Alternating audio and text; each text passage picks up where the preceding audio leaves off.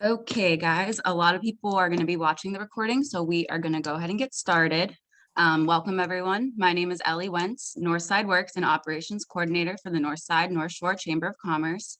I'm filling in for our Executive Director, Gina Groen, who is here, but she is feeling under the weather and asked me to welcome you.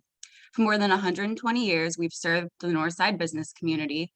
We have 240 members, and our mission is to promote, connect, and support. I want to jump into today's session, so I won't talk about the chamber right now. Just know that we're always available to talk about membership and benefits. As part of our support pillar, we have a workforce development program called Northside Works, which I coordinate. Northside Works initially looked at all the workforce activity that is already in the Northside and made connections between stakeholders, job seekers, employers, training providers, and service organizations. Now we're creating resources for those stakeholders and working on programs to address specific pathways, barriers, and populations. One of our key partners in the program is Partner4Work. Susie Pushkar, Chief Policy and Research Officer, serves on our Northside Works Core Committee and has been instrumental in helping us identify the most effective activities of the program. As you may already know, Partner4Work leads the workforce development system for the greater Pittsburgh region. Through funding and partnerships, they support a wide variety of initiatives that support employers, job seekers, and communities. Today, we have Bonny Yeager, Manager of Special Projects for Partner4Work. She's going to talk to you about some work they've been doing on the topic of job quality and how you as an employer can think about policies and practices that help with recruitment and retention goals. Before I turn things over to Bonny, some quick notes about the session. Please keep yourself on mute during the presentation. It'll take about 20 to 30 minutes, and then we will have time for Q&A. If a question comes up, feel free to put it in the chat. And then you will receive the presentation and the recording after the session today. And now I will turn things over to Bonny. Thank you so much for being here to share this information with us. Thanks, Ellie, and thanks to the Northside North Shore Chamber as a whole for giving me the opportunity to speak with everybody today. I'm going to take a minute to do my screen share. And hopefully, if you could nod your head if you're seeing it. All right, awesome, thank you. So while Ellie was doing that great introduction, I had a chance to read through the chat, so thank you for everybody who shared their intros in the chat, and I'm excited to see that a lot of what I have planned to talk about today lines up with some of the things that were mentioned there, and really saying that my goal today is to talk about recruitment and retention and DEI strategies through the lens of job quality. One housekeeping item, as Ellie already mentioned, if you want to go ahead and put your questions in the chat when you think of them, I know that's helpful for me personally to get it out of my head so that I don't forget it. So go ahead and stick it in the chat. I might not see it right away, but I do have a couple question breaks planned throughout the presentation, and then we are going to have probably a significant piece at the end to get to everybody's questions. Okay. So I think a really important starting place is, what is job quality? This is important because it's a topic that's being talked about a whole lot right now. And while the definitions that I have seen tend to have some similar threads, there is no universal definition for job quality. And it can be tricky to define because job quality can mean something different for various workers. And the way that it gets implemented can look different based on the employer. So for us at Partner4Work, we see increasing job quality as a solutions-oriented approach that's good for business and good for employees. So we see it as an approach that is tackling retention, recruitment, and other workforce challenges from both the employer and the employee sides. It means adopting equitable job practices that meet the needs of employees while allowing the business to thrive, because if the business is not thriving, there are not jobs for people to move into and to be retained in. So it's really about hitting that balance. For employers, that means being able to respond to the tight labor market, increasing retention rates and job satisfaction, and fostering inclusive work cultures.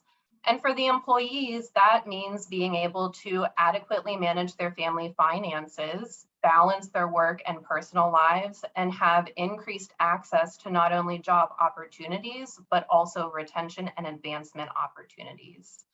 So we have created this umbrella definition of job quality, and we say that it exists when employers recognize and respond to the ways that employees need to balance their work and personal responsibilities.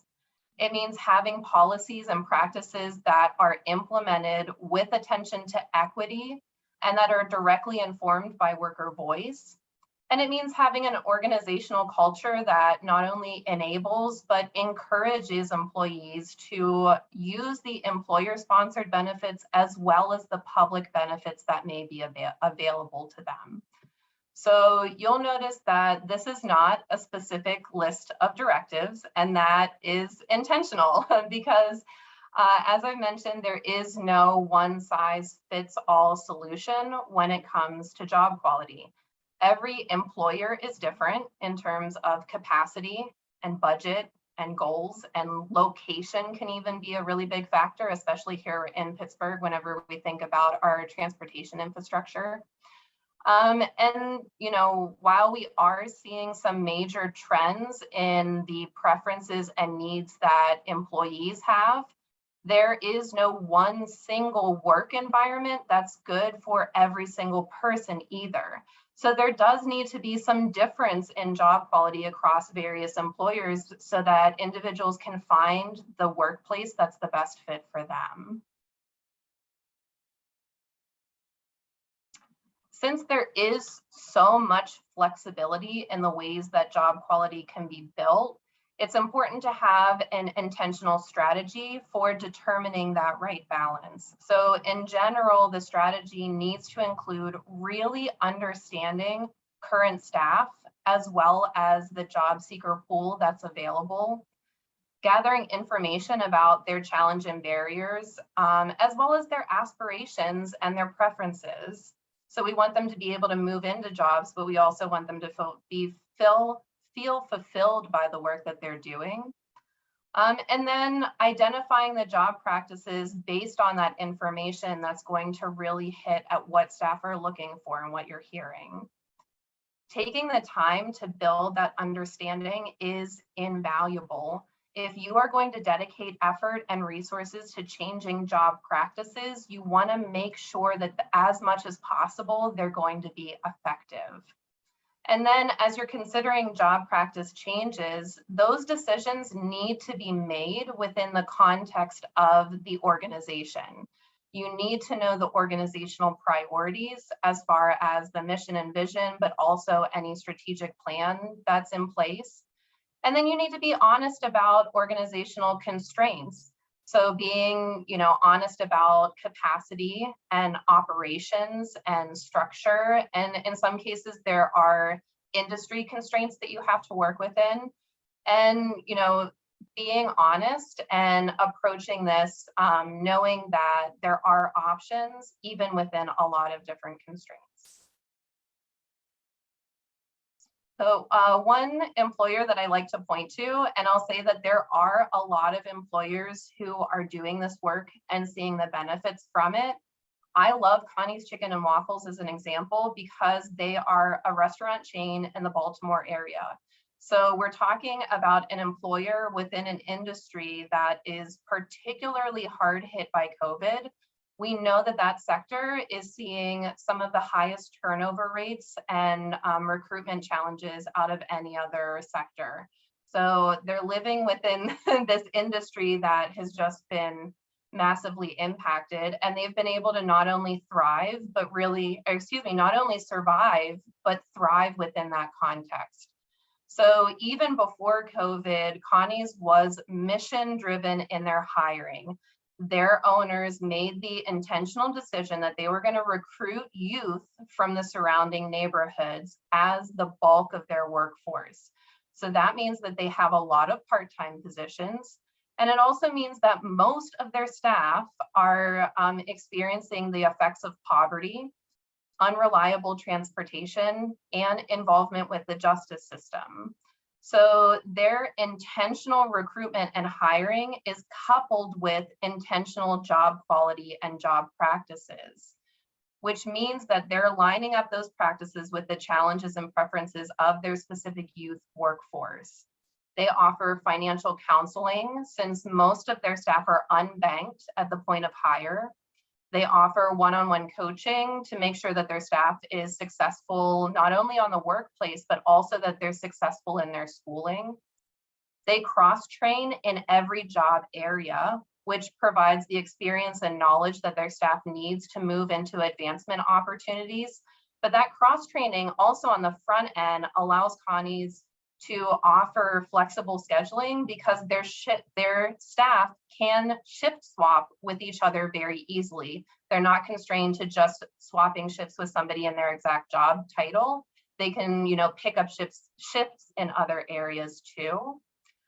And then, they're not able to offer traditional benefits, but instead they offer performance bonuses, they offer free meal string shifts, and they pay for transportation through rideshare very, very often. So anytime, not as, a primary source of transportation for their staff, but anytime a staff member says, hey, the bus didn't pick me up today, they send an Uber to pick their staff up to bring them to work. Or, hey, I just found out that I have to stay behind school to pick up, an assignment. I'm going to be 5 minutes late.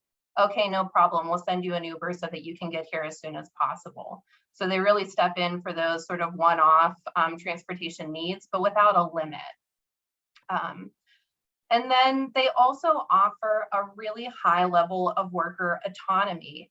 They train their staff really well, and then they trust their staff to do their jobs well. And finally, they regularly check in with their staff and they give them chances to make decisions within the organization. So that can be as simple as sharing feedback about the supplies that are ordered, all the way up to helping to establish new customer strategies. So those kinds of practices, they support staff and they allow them to be retained in the job, but they also embed the staff in the organization because that staff member feels capable and valued within the organization.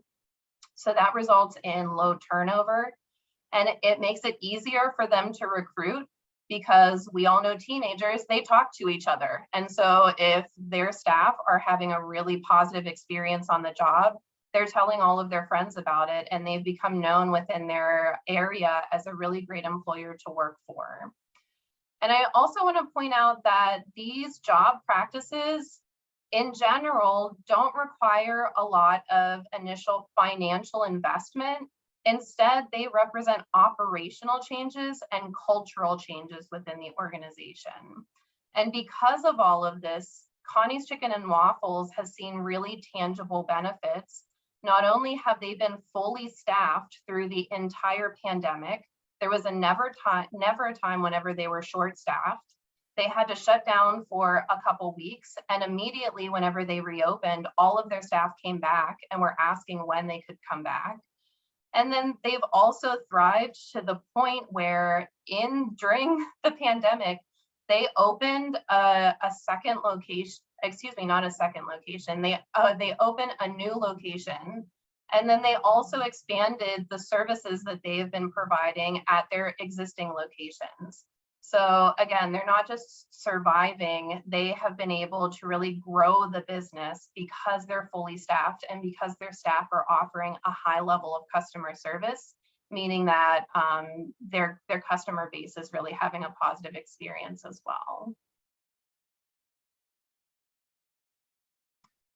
Connie's has, I'll acknowledge, done a lot, and that's because they have been focused on job quality for a while. So they've adopted these job practices over the course of time. And similarly, you or other businesses don't have to do it all, and you don't have to do it all at once. It can be a step-by-step process. And there are a range of equitable job practice areas with multiple approaches within each area. So it really is about finding the right fit for the organization and for staff. I am going to dive into some of these areas more in depth, but before I do, I wanted to pause for an initial question break. And I am, Ellie and I talked about this before. I can't see the chat, so I'm going to rely on her to jump in to see if there's anything coming through there. There are not any right now. Okay. I might just give it 1 minute. I don't see anybody's hands moving, but in case there's anybody getting something in there.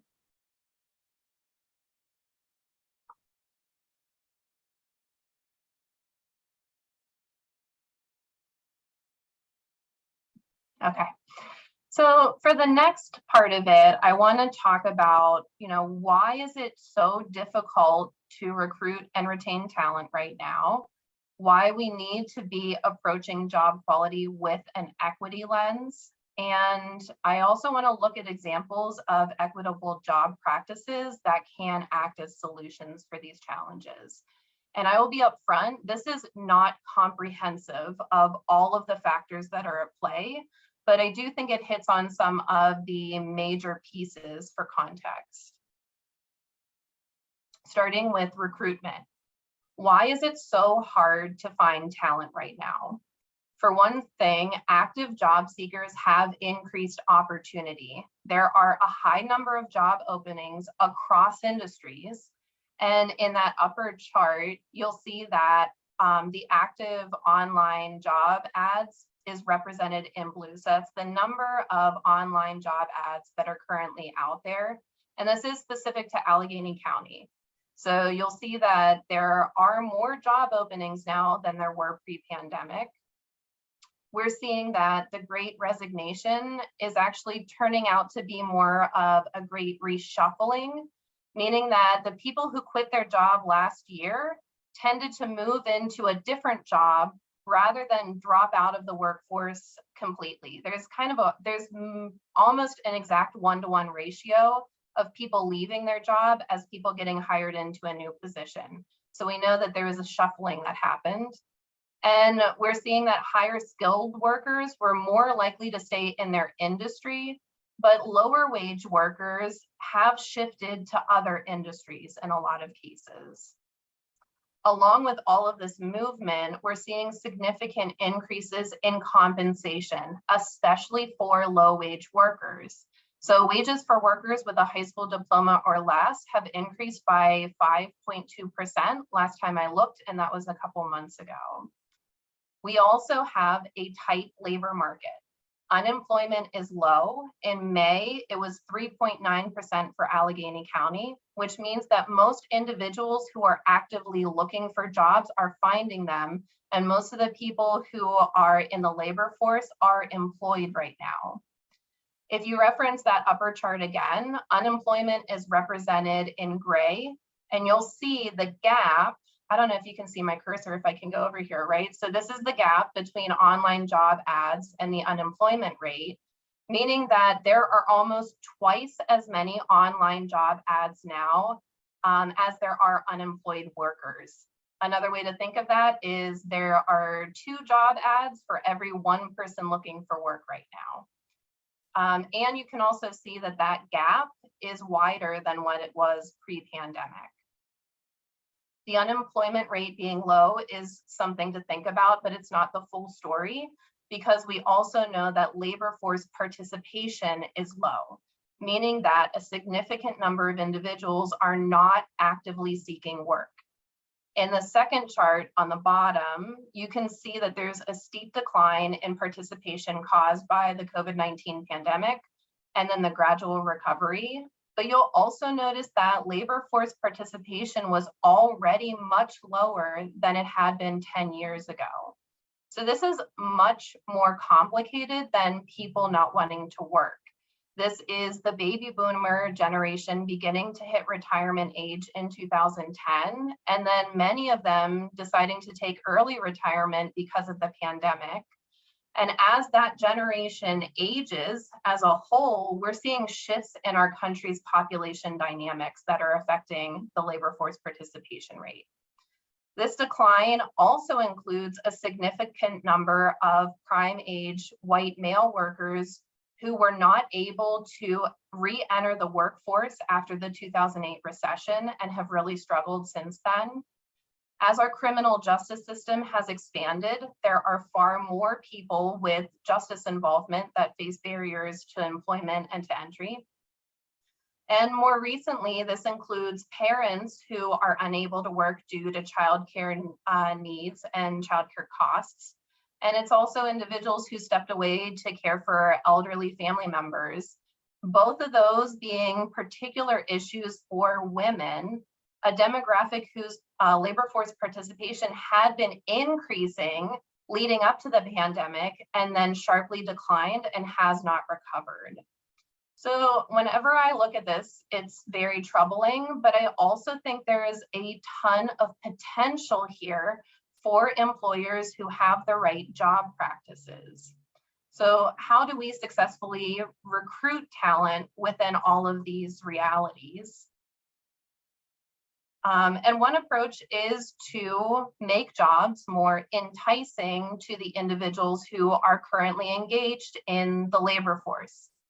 Wages certainly are not everything. In fact, there are, as you see on this list, a lot of other things that can be explored around job quality. But it is important to note that in the current environment where the average wage has increased, if your organization is not able to raise wages, it's going to be increasingly important to make your business stand out with other job practices and to really clearly advertise those benefits in job postings so that employees know what's being offered to them. And then the other approach is to make the available jobs accessible to a wider range of candidates, including those individuals who are sitting on the sidelines right now and who may be enticed back into the workforce. So ideally, you could pick job practices that do both things, that make the job more enticing for people who are active, but also make it easier for individuals on the sidelines to re-enter the workforce. And one example of a job practice that does both is equitable scheduling practices.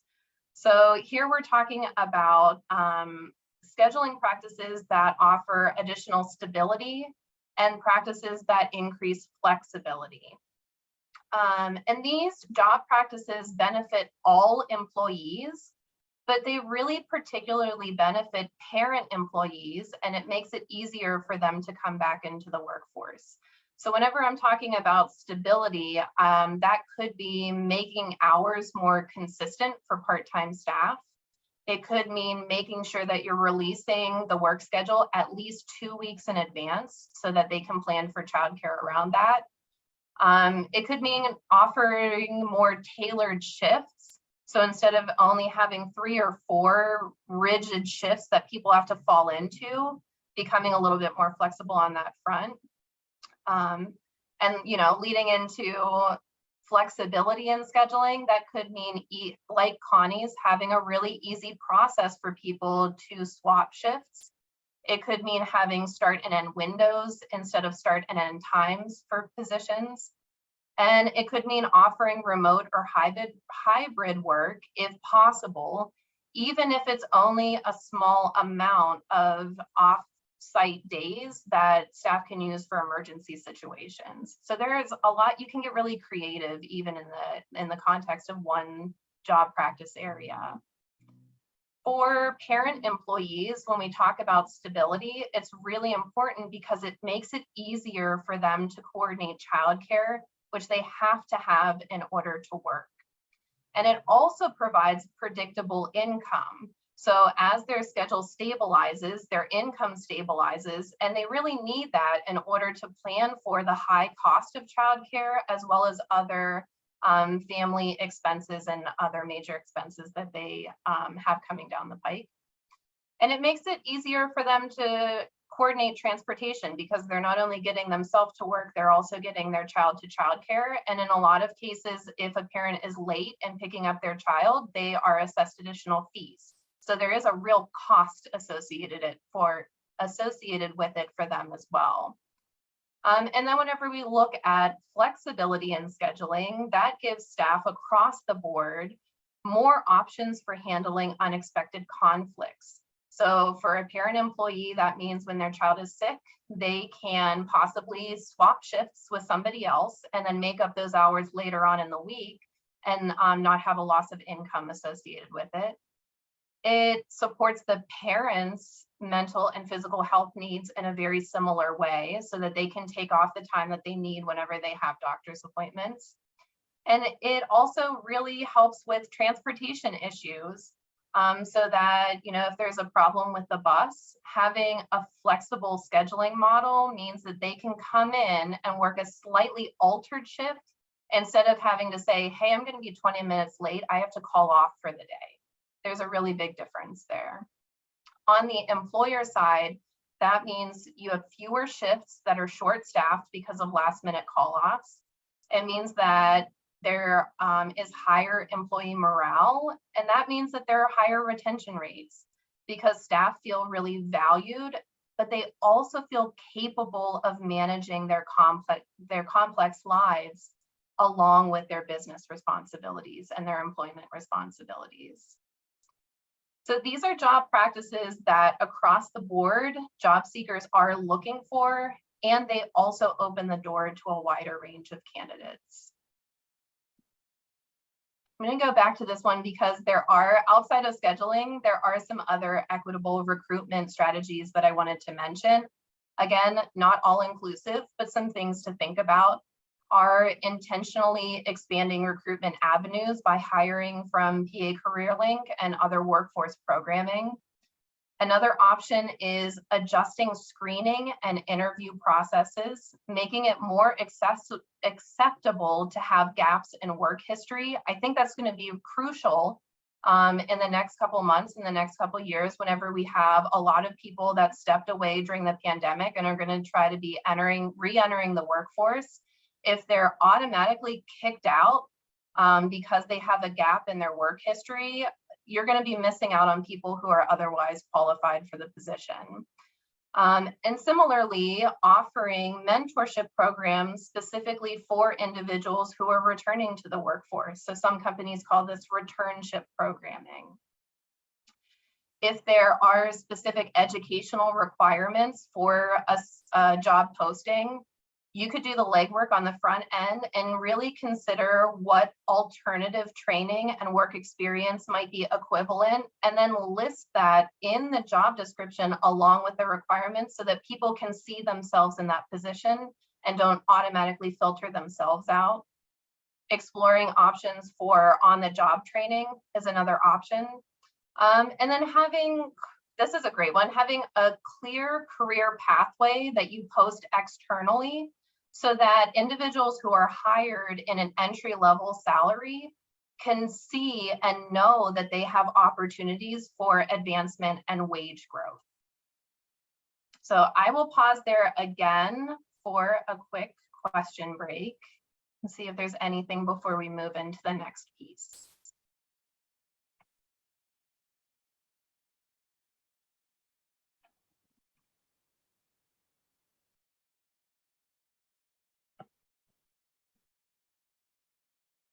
Okay, hearing none, let's talk about retention, which is another big ticket item we know in terms of cost, productivity, and workplace morale.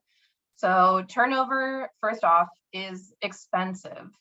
For positions earning less than $30,000, the typical cost of turnover is 16% of that employee's annual salary. So that means for a full-time position making $10 an hour, it costs roughly $3,300 to replace that person anytime that position is open. So whenever we think about that in terms of churn and high turnover, that cost is associated with every single time that position needs to be filled. And that cost is, related to the direct pieces like hiring, posting the job ad, paying for training, things like that. But it also relates to loss in productivity for the staff who are still on the roster, who are covering all of the responsibilities of that position while it's open, and also some loss in productivity as that new hire is being onboarded and becoming acclimated to their role. High turnover can also affect service delivery. So any industry that is service related, high turnover has a huge impact in terms of consistency of service delivery, but also, the way that staff morale plays into that. So staff who are constantly picking up extra responsibilities, it's going to wear on them. It's going to result in higher burnout rates. And then it becomes a vicious cycle where, as you are not able to hold on to people, it causes additional people to want to leave because they're completely burnt out on the position. And we know that, turnover challenges were exacerbated by the pandemic. But if you're looking at the chart in the bottom right-hand corner, we can also see that voluntary separation rates had been increasing since 2010. So this is a long-standing issue as well. With all of that in mind, how do we get staff to stay? As I mentioned at the beginning, we are seeing trends in job practices that seem to be really important to people. Pew Research Center and MIT conducted surveys with individuals who who quit their jobs in 2021. And they found that, wage was a major factor, but things like opportunities for advancement, flexible scheduling, and work culture also carried significant importance.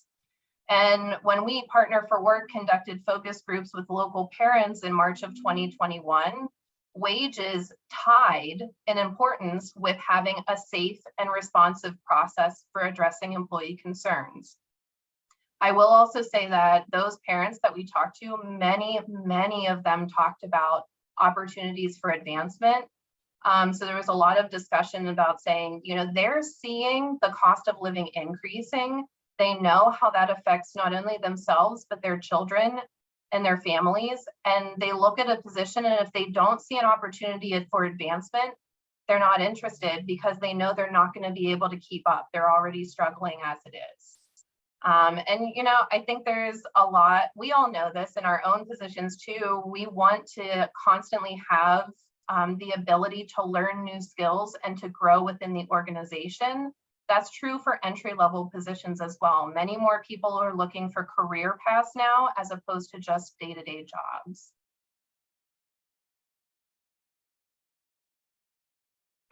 Job practices within any of these areas can improve retention. And these, job practices are really especially effective if they are developed with an equity lens, and if they are tied to the expressed needs and preferences of staff. So again, thinking about if you're going to invest time and resources in changing job practices, you want to make sure that they're going to be effective. And the best way to do that is to talk to the staff that are going to be impacted and make sure it lines up with what they want and what they need. Worker voice activities can be really, really powerful, but we also have to recognize that it is critical for any worker voice activity to have transparent communication and follow through. Otherwise, it could have the reverse effect of making staff feel devalued. So worker voice activities are incredibly important and powerful, but they have to be approached with a high level of commitment. To give you a sense of what I mean by worker voice strategies, those include things like conducting surveys and focus groups, but they also could be conducting exit interviews to find out why individuals are leaving. You could get in front of the problem and conduct stay interviews, so targeting employees who are at risk of quitting and asking them ahead of time, hey, how are you feeling? Is there anything, we really value you here. Is there anything that you need from us in order to stay? Another creative approach, which I really like the idea of, is having a reverse mentorship program, meaning that if you have an existing mentorship program, within that structure, you build specific times when the mentee becomes the person that provides the feedback and the insight to their mentor. So they're sharing their experience as a new hire, And it's also really great for frontline staff members who might be being mentored into higher leadership responsibilities. So you're getting the insight from those frontline staff members about their experience at the same time that they're getting the support that they need to move up. Retention strategies could also include adopting job practices that are known to support staff who face really specific workforce challenges. So a great example of that are recovery-friendly workplace practices. And I do want to talk about that in a little bit more detail because we know that 1 in 3 US households are directly impacted by substance use disorder right now, 1 in 3. And we know that 75% of adults who have untreated substance use disorder are in the workforce. So this is a workforce issue, and it affects turnover, absenteeism, loss of productivity, and healthcare expenditures, among other things. It's also an area where employers can make a really significant impact. There is research that has found that when workplaces monitor and support treatment, their employees had better long-term recovery outcomes than when treatment was started because of friends or family. So think about that. That's a huge, not only for a business impact, but from an individual with substance use disorder, that's a huge impact for them personally too. Recovery-friendly workplace practices include things like having a clearly written policy and procedure around how to deal with substance use disorder in the workplace. It means regularly providing all staff with training on the topic. So that, it helps with eliminating bias and preconceived notions. It also helps staff identify early indicators. Part of that training is making sure your staff are familiar with your policies and procedures related to substance use disorders so they know who to go to whenever they think that there's an issue. And then, not only having this all staff training, but also providing specialized training for response leads and for managers so that those staff members are effective at intervening and supporting staff in a way without bias and without judgment, in a way that really helps those individuals. And then a great starting point for recovery-friendly workplace practices is having a list of external support resources anywhere where your benefits are listed. So in your employee handbook, you can share resources regularly on the internal website. You can send them out through all staff communication channels and through other avenues. So you're sort of creating this workplace culture where you're saying, hey, for anybody who needs it, here are these resources, because we're not only thinking about the individual in employment that might be in recovery or need assistance, we're also thinking about the people in their lives and in their families, because that, that impact on their life is going to translate into an impact in their work. So I'm really happy to discuss anything related to substance use disorder and recovery-friendly workplace practices with employers who are interested in it, along with any of the other things that we've talked about today.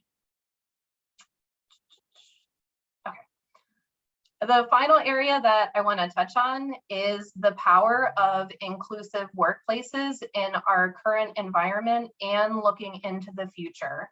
I know that I've talked about equitable job practices and a little bit about diversity throughout this presentation, but I want to talk about it, in a really focused way as well. One reason being that we are seeing diversity within the US population increasing faster than predicted. So that means that we're going to have, that's leading to a more diverse workforce and a more diverse group of individuals who are job seekers. And workplace DEI is a deciding factor across the board for many job seekers, especially for the upcoming generations. So in a study that was conducted with Gen Z respondents, 99% of them said that workplace DEI was important and was a deciding factor in employment for them. And 87% of them said that it was very important to them when thinking about what type of employer they want to work for.